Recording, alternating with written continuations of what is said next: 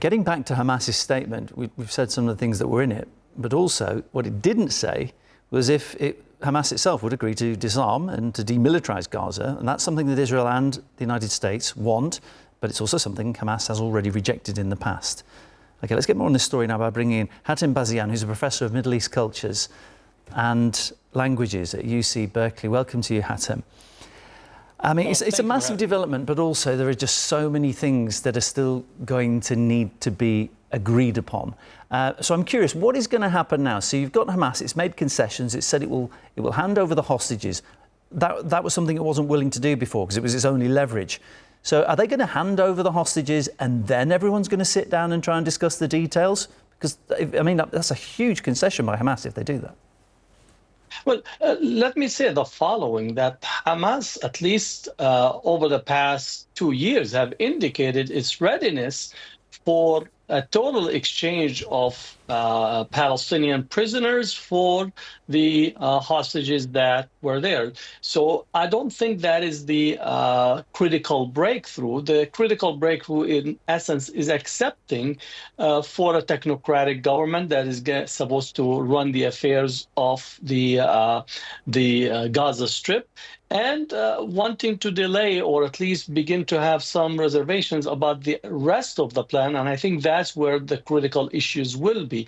My reading of the situation that Israel accepted the first part of the deal, with Netanyahu wanted to get back into the war after the release of the hostages. If my reading of Israel political direction will be to get the hostages released, then claim that there is a standstill, that we have not been able to move forward on the disarmament and taking Hamas's weapons, and therefore go back into the military assault and military campaign in the Gaza Strip. That's what I would expect or see Netanyahu and his current government to take.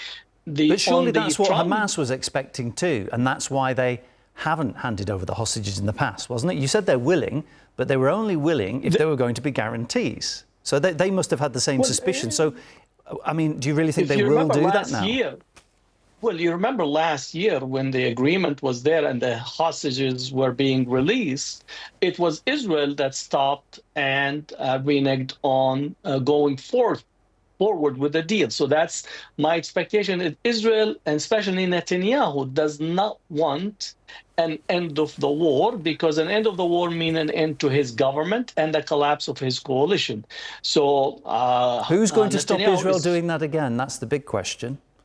Well, that's the question. Well, I don't know if Trump wants to put his political chips on the table to try to force Israel. I would say the possibility is there.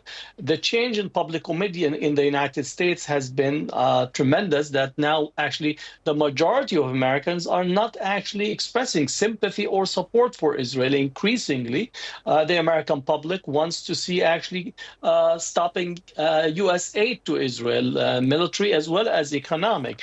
And increasingly people are saying that why is Israel having such a position within the United States political landscape, where it actually is almost forced the United States to act against its own self-national interests. So I do think that Trump has the political cover for a change of position if he chooses to go down that route. Hatem, I'm sorry to interrupt you, but I just want to ask that, is this just not dealing with the symptoms and not the fundamental problem? Even if Hamas hand over the hostages and Israel stops attacking for now, the bigger issues, for example, the establishment of a Palestinian state, getting rid of Israel's military so that Gaza can be able to govern itself and arrange its own security, those are fundamental issues that Netanyahu is never going to accept. So aren't we still going to be back to square one? Well, I think we're still back to square one, but I do think that if we read the transformation of the global landscape, I think Israel is no longer able to sustain the occupation, to sustain an apartheid structure, to sustain the denial of freedom and liberty to the Palestinians. I think if you just notice the past 48 hours since Israel kidnapped the flotilla, the individuals who were part of the flotilla coming from 44 countries.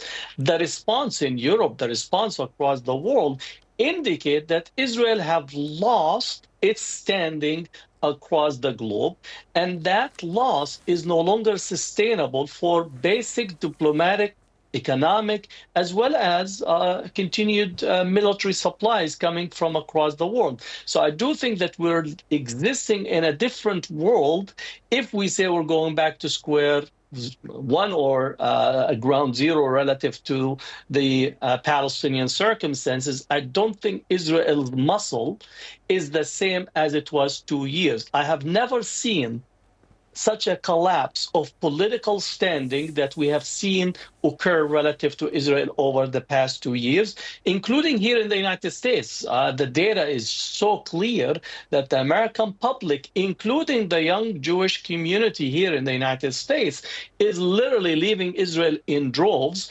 And the indication is if we monitor or at least observe the election in New York with Zohran Mamdani won the majority Jewish vote in New York, aside from the young and other communities that voted for him. The fact that somebody like Zohran Mamdani comes with his type of a platform and being able to win a Jewish majority of voters in New York gives you an indication that we're dealing with a different landscape, and Netanyahu is no longer able to sustain the structure, the oppression, the control and domination of the Palestinians. He may be able to delay it, but I don't think it's reversible in the sense of reconstituting Israel's standing, whether in the United States, Europe, or other parts of the world. It's a really interesting point you just made about the waning support politically for Israel. Appreciate it. Thank you. Hatem Bazian, my guest, Professor of Middle East Cultures and Languages at UC Berkeley.